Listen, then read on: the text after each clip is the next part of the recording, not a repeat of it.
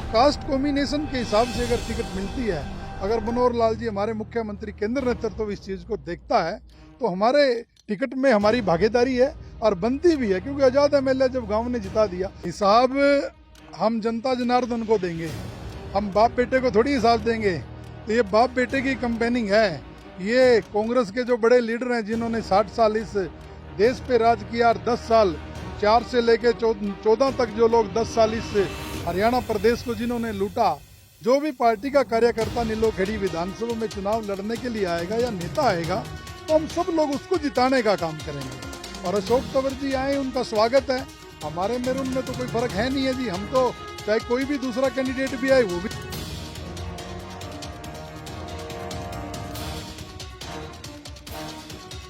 हरियाणा में सत्ता का संग्राम शुरू हो चुका है और 1 अक्टूबर को हरियाणा में वोट डाले जाएंगे। विभिन्न पार्टियों के लोग अपने क्षेत्र में हैं, जनसंपर्क अभियान कर रहे हैं, उसके साथ साथ दिल्ली की दौड़ भी नेताजी लगाते हुए नजर आ रहे हैं। आज हम बात करेंगे गुरमेज सिंह गोंदर की। गुरमेज सिंह गोंदर करनाल जिले के सबसे बड़े दूसरे गांव गोंदर के रहने वाले हैं और यहां से 2 विधायक पहले ही बन चुके हैं, मजबूत दावेदारी रखते हैं और पार्टी में भी अपनी पैठ रखते हैं। क्या इनका चुनावी माहौल है वो जानने के लिए आज हम इनके पास आए हैं और जानेंगे कि किस तरह का माहौल और किस तरह का जनसंपर्क आपका चला हुआ है।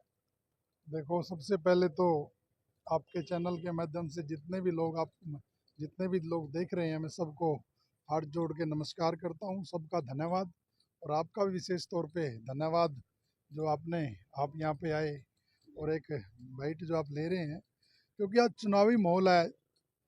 24 का रण सज चुका है, सभी पार्टियां अपने अपने दावा कर रही हैं और सभी लोग चुनाव की डेट भी आ गई है, जा रहे हैं अपने अपने चीज़ें लेके। जो विपक्ष है वो अपनी बात कर रहा है, हम लोग सत्ता में हैं 10 साल से, हम लोग अपनी बात कर रहे हैं। जो हमारे ईमानदार मुख्यमंत्री जी ने मनोहर लाल जी जो हमारे पूर्व मुख्यमंत्री थे, जो सांसद है, मंत्री हैं, उन्होंने 9.5 साल में जो विकास किया है उसको लेके हम कार्यकर्ताओं के अपने गांव-गांव में उनकी योजनाएं बता रहे हैं। नायब सैनी जी एक हमारे 6 महीने से जो चीफ मिनिस्टर है, एक किसान का बेटा, एक ईमानदार छवि का नेता जो हरियाणा की कमान संभाले हुए हैं, उन्होंने जो काम किया हम वो भी गांव-गांव तक पहुंचा रहे हैं। हमारे कार्यकर्ता लगे हुए हैं, हर विधानसभा में पार्टी का प्रचार चल रहा है। ये सब चीज़ें, अभी मीटिंगें भी चल रही हैं और ये तो चुनाव का ये है, सब जगह आकलन लगे ही रहते हैं। जी जी। टिकटों की दौड़ की अगर बात करें तो टिकटों की दौड़ इस समय शुरू हो चुकी है और दिल्ली के चक्कर नेता लगाते हुए नजर आ रहे हैं। गुरमेज सिंह गोंदर कहाँ पाते हैं इस टिकट की दौड़ में अपने आप को?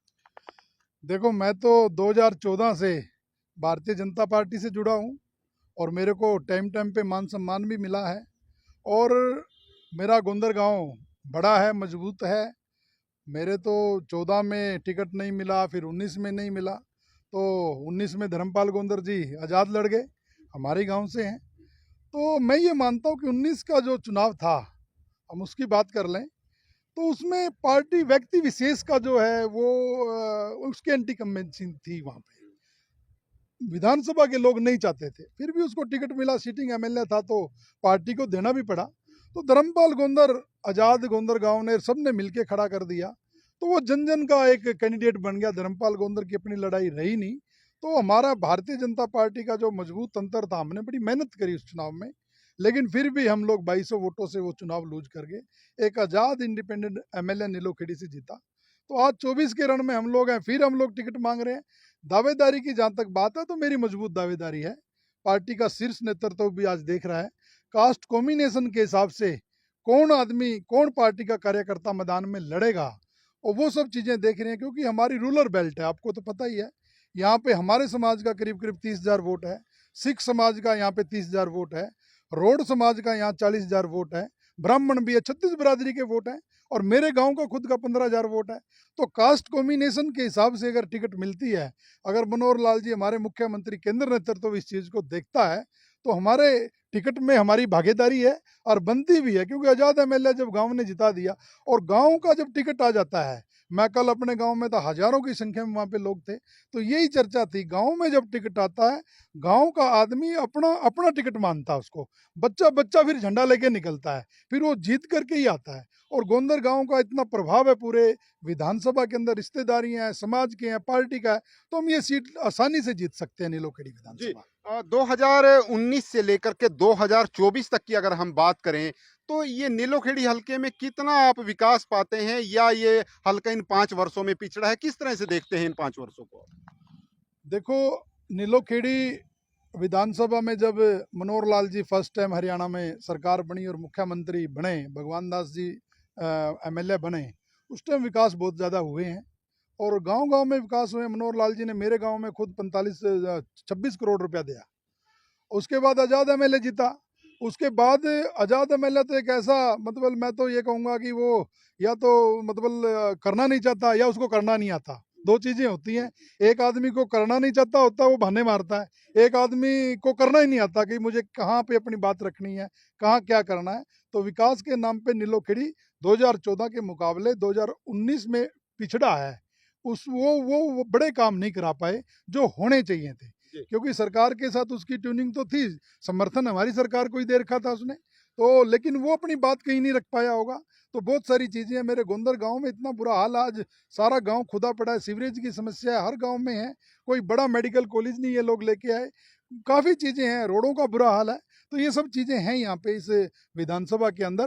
तो अब की बार फिर तीसरी बार अगर हमारी सरकार बनती है और हमारी पार्टी का विधायक चुना जाता है, तो नीलोखेड़ी मैं समझता हूँ कि हरियाणा में नंबर 1 ऐसी विधानसभा होगी जहाँ विकास का कार्य पूरा होगा। जी, आमतौर पर एक बात आजकल हरियाणा में चल रही है, और जो विपक्षी दल है, मुख्य विपक्षी दल है कांग्रेस, वो सीधे तौर पर कह रहे हैं कि हरियाणा की जनता हिसाब मांग रही है, 10 वर्षों का हिसाब मांग रही है।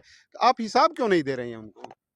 हिसाब हम जनता जनार्दन को देंगे, हम बाप बेटे को थोड़ी हिसाब देंगे। तो ये बाप बेटे की कंपेनिंग है।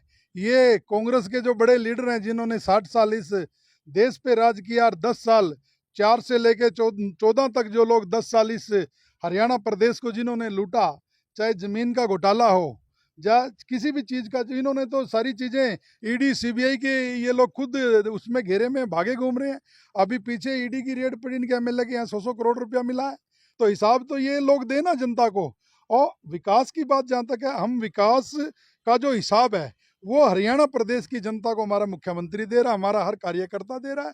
हम उनको हिसाब देंगे ना जिन्होंने हमें वोट दिया है, ये हिसाब दें। अगर ये इतने अच्छे होते, ये 14 में क्यों हारते, ये 19 में क्यों हारते? अब 24 के रन में देख लेना, जनता ही नहीं का हिसाब करने के लिए तैयार बैठी है।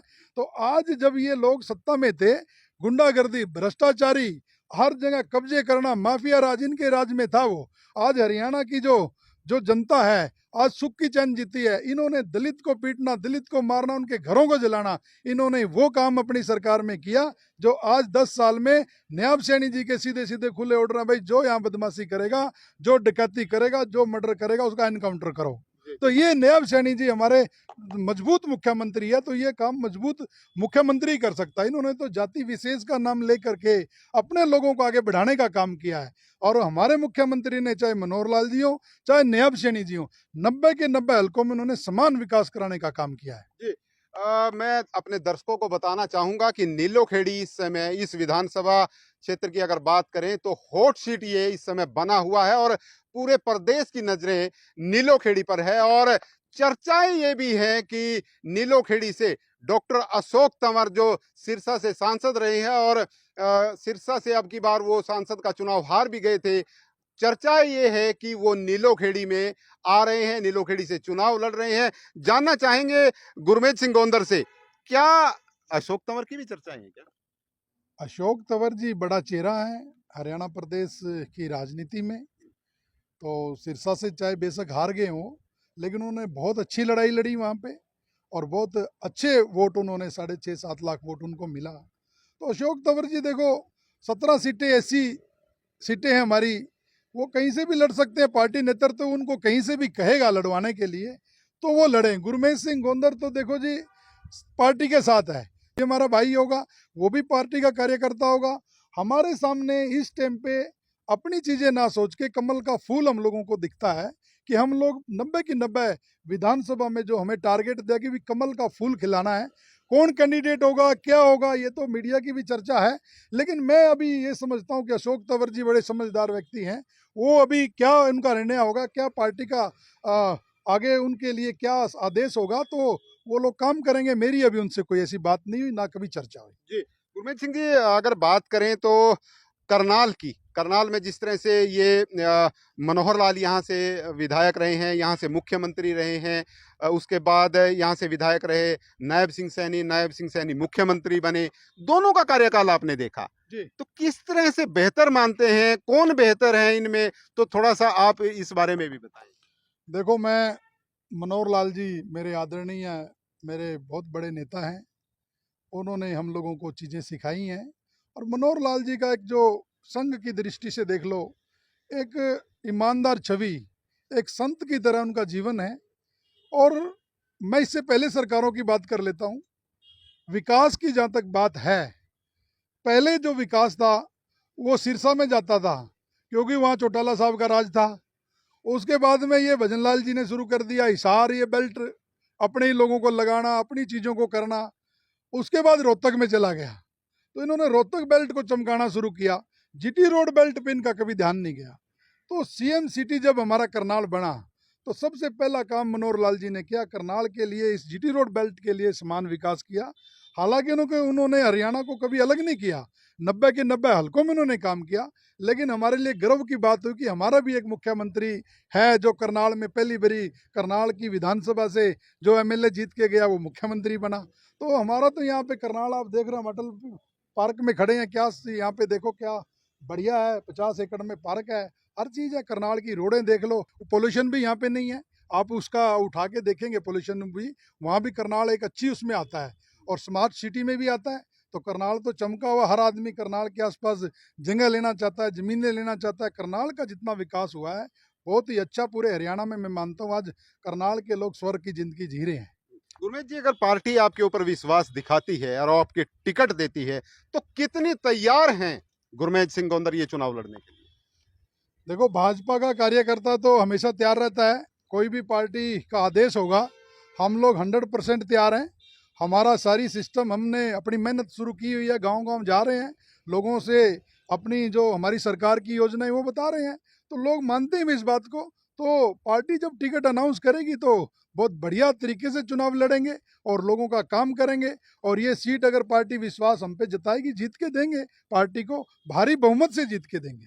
बहुत बहुत धन्यवाद। तो हमसे बातचीत कर रहे थे गुरमीत सिंह गोंदर, नीलोखेड़ी विधानसभा के लोगों के बीच जा रहे हैं, जनसंपर्क कर रहे हैं और सीधे तौर पर कह रहे हैं कि अगर पार्टी उन पर विश्वास जताती है तो ये सीट जीतकर पार्टी की झोली में डालने का काम करेंगे। और अशोक तंवर से संबंधित या जितने भी सवाल हैं उनका इन्होंने बेबाकी से जवाब दिया है और सीधे तौर पर कहा कि जो पार्टी का आदेश होगा वो उनके सिर माथे होगा। आप सभी साथियों से गुजारिश रहेगी ये कमेंट के माध्यम से जरूर बताएं कि ये खबर आपको कैसी लगी। विशपाल राणा, नमस्ते भारत न्यूज के लिए, करनाल।